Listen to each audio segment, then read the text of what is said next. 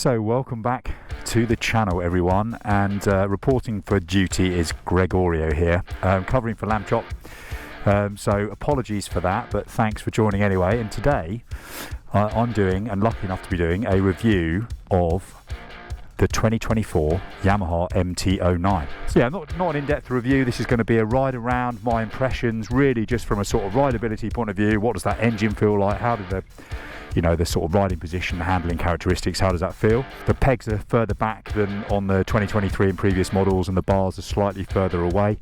Not massive amounts, but I think it's to make it slightly less upright and a slightly more aggressive riding position.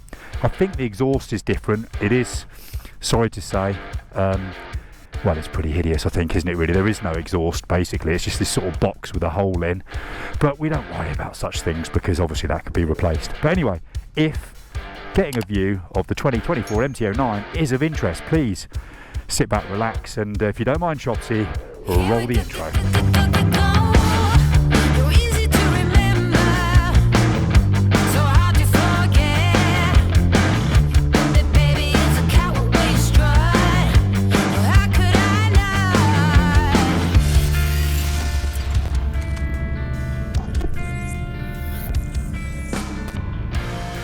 Right, so here we are, jumping aboard the Yamaha MT-09 3-cylinder, and it's meant to be a bit of a torque fest, this engine, so let's see. Lots of information on the dashboard, pretty nice layout, I'd say, nice and clear. Don't know how it's coming out on camera, but in the flesh it's pretty good. Cruise control as standard on this bike, which is really nice feature, I think, particularly for longer rides. Seat feels, well, certainly at a standstill, pretty good, so let's have a go. Slightly strange indicator arrangement, so it's all this big toggle button here. Push it once to go and again to turn it off, but soon get used to it. I quite like it, actually. Obviously full quick shifter blipper, and it's very smooth, actually. And already, just in that sort of initial pull away, just the initial impressions, the engine feels nice. I'm not just talking about the sort of torquey feeling, but it's got a nice, you can feel a little bit of engine vibration, not in an annoying way, just in a slight characterful way. The riding position is definitely still just a sort of naked bike, and having not ridden the previous year model, it still feels pretty upright to me. I would imagine the 2023 and beyond and previous versions would be seriously upright. The pegs are quite low. It's very comfortable, and the seat feels nice and wide. So what's the roll-longs like? Fourth gear? It's certainly got plenty to go.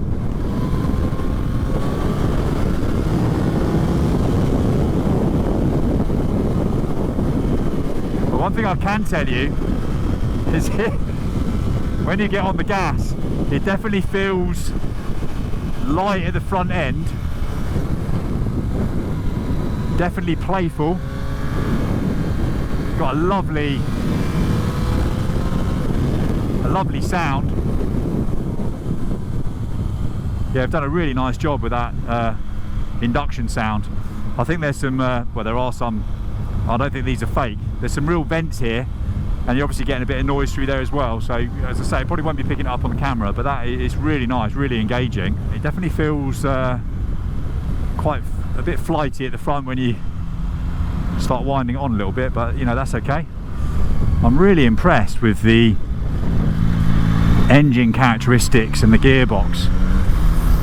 You know, even under very light load, it all feels really smooth and nice and pleasant to use, and you can just sort of go up and down the gearbox without thinking about it with ease. Yeah, it's nice. It does feel nicely made, typical Japanese, I guess, and typical Yamaha, definitely.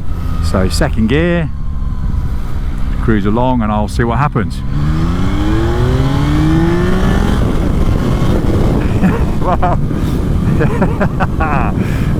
Honestly, you don't need any more than that. Oh, massive pothole there. Bloody hell. The state of some of the roads in England at the moment, honestly. bad enough in a car, but when you're on a bike, you need to be pretty careful actually. And we're fitting 21-inch wheels to sports bikes soon just to cope with the potholes. Yeah, it's impressively smooth, this bike. And it feels so light. It really does. It's sort of crazy light. I'll have to check the specs, but there's no doubt about it. This is probably, I would say, about 180 kg, I would suggest, and it feels super light. It feels a bit toy-like actually at the front, I'd say. So yeah, it makes it sort of effortless, particularly on some of the tight stuff. I like that. And it does feel different to the Street Triple in terms of the way that it rides. It's got a short wheelbase, this, and I think that's what adds to that sort of playfulness and the sort of front feeling quite light when you're on the power. So I like it. It's engaging, and it actually does make a lot of sense on the road, because you just want to go out and have a bit of fun, a bit of a laugh, you know. And actually I think if you sort of consider this sort of bike, it as a road bike, as an only bike potentially, it does quite a lot. You know, you could literally use it every day for work if that was what you needed to do. You could go out and have some fun at the weekends. You know, you've got sat nav built in to the dash, which is amazing. Cruise control, so if you wanted to do some, you know, more distance riding, you really could. You know, and of course you don't get any wind protection being a naked, but you know, these day and age you can't ride that quickly anyway on the roads because of all the cameras, and you know, it just gets so frowned upon now. I mean, so I've heard. I've obviously never sped in my life. Just to talk about the suspension a little bit and the ride, so I'd say it's on the more comfortable side, so you have a reasonable amount of feeling of what's going on. It's not the most communication with the road, but it's fine. But obviously the advantage of that is it does then feel a little bit softer, and it certainly rides over the bumps very nice. You know, but given that the bike is quite upright, or the riding position is quite upright, you don't feel like you're getting loads of jarring bumps through your spine or anything at all, far from it. So I'd say it's on the comfortable side. And I'll tell you what, in terms of pickup, you know, it's a middleweight. I mean, you're talking about, you know, just under a 900cc, so it's quite funny really. It's a pretty big engine, and yeah, I mean, in the real world, it's not a case of you don't need any more. This has got more than enough, I would say. It's absolutely lovely. It's brilliant performance, and actually what they built here is very impressive. Well, the Jag's going for it. Let's chase after the Jag. Let's see what she's like on an overtake then.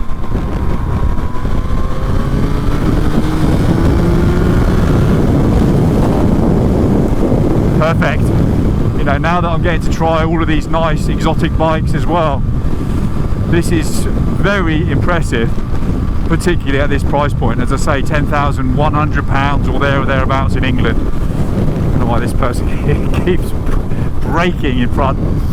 Going long straight. I might have to dispatch with them actually. Yeah, it's having to brake reasonably hard there, and the brakes are good. I mean, you stop, they're fine. You know, they're not. They feel like they're built to a little bit of a budget, not the greatest feel, but they do the job. Yeah, so I think really at the moment my only slight gripe is just for my taste, there's way too much play in the throttle. I think that's the issue. I don't think it's actually the fueling, it's just the way that they built so much play into this throttle, and it just makes that feel a little bit sloppy. It's fine once you're actually on the roll and on the move, because obviously you're in the power then, but when you're just pulling away from a standstill and you're going from closed throttle like this, sort of on and off, then I'm not sure I like that. But I think you can normally get like aftermarket clips. I'm saying clips, that might not be the right word, just to remove that. I think Chops has got one on his 690 Supermoto, and it just basically removes all of that play. He's actually gone to the other extreme where there's not any play whatsoever, which actually is not to my taste either. I like a little bit.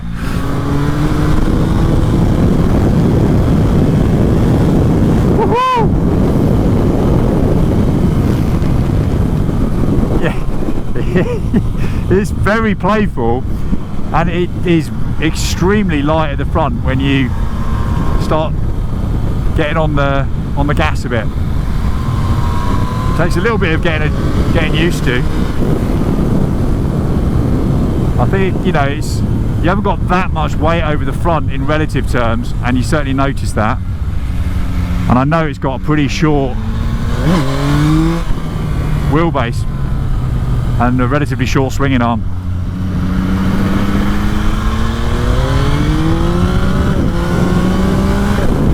I don't think there's any steering, there's no steering damper either. I've not read reports of tank slappers, but I think if you got too carried away and you hit a bit of an obscure bump at a bit of an angle, you might end up with a bit of slappage. So that's one to consider. Yeah, what is nice about this bike actually is when you're riding it just at a constant speed, at slow speed, they've definitely set it up nicely with the fueling. It's very smooth, very easy to hold a constant speed, which I really like.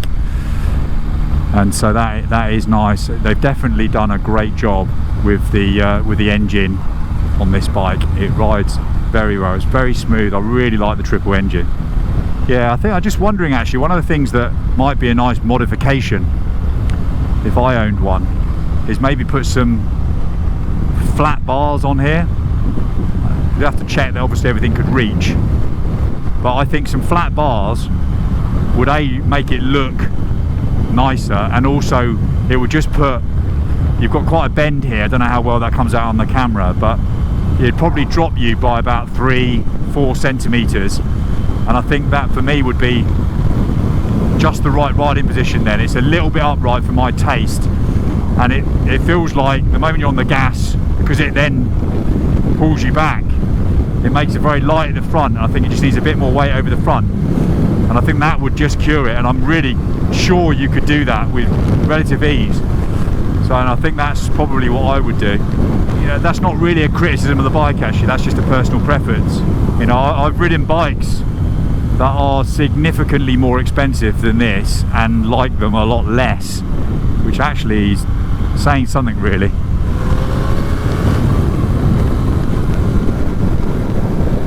Woohoo!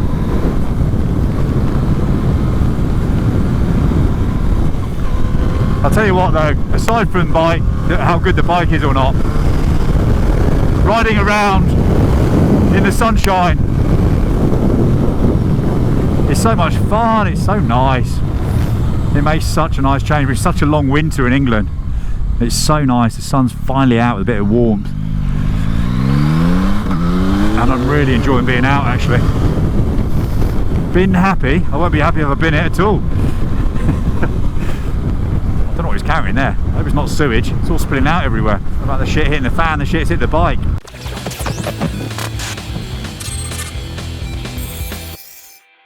So it's got a different back end, 2024. Obviously all this gubbings here would need to be removed with some tidy, but nice clean rear light now. So I guess these, you know, the colour of these wheels are going to be split opinion, I would imagine. Some people are going to like it, others won't like it. I think it's okay actually. I don't know if I'd buy it, but I don't dislike it. It's a little bit, it's actually the grey for me is, I mean it's nice really pearlescent, but just a little bit boring I think for my taste. And then as you move around to the front, so you've got this, you can see that sort of daytime running lights here and then the main headlight. So it does looks a bit insecty, but I think the front end looks better than the previous gen. Personally, I think that looks good. I don't know whether you can get some sort of cowl that connects there. I'm sure you probably can from Yamaha, but if you can't, then it'll be aftermarket stuff. So yeah, it looks alright, doesn't it? Looks alright.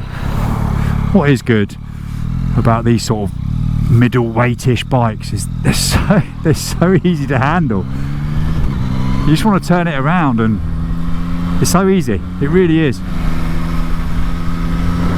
And actually when you just sort of, you know, lay it over a little bit like that, it feels very nice, doesn't feel like it's going to fall in, it just feels really natural. They've done a nice job, well impressed. Full beams on, not impressed with that. Let's see what it's like around this bit of road, nice bit of road this. Got a bit of a rise here. Hey! Hey! So how would I summarise my initial impressions of the Yamaha MT-09? Honestly, really pretty good, pretty impressive.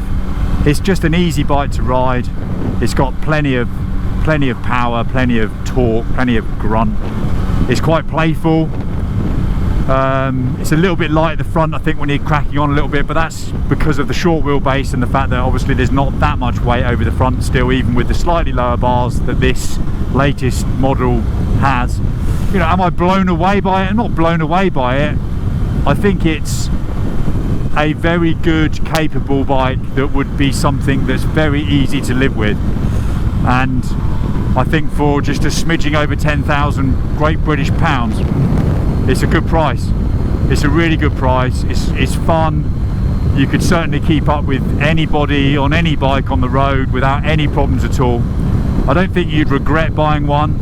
I think if you were prepared to spend a little bit more and get the SP version when it comes out for around £2,500 more, then you've even got fairly exclusive looks, if you will. You know, this looks fairly sort of basic with a sort of, you know, just a one colour and then a different colour wheels. Do I think it's better than the Triumph Street Triple, which I'm putting up as its biggest and most direct competitor?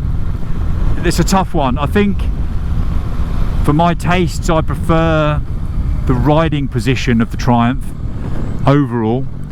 I think it feels more natural. You've got a little bit more weight over the front and it feels more super naked-y, if you will.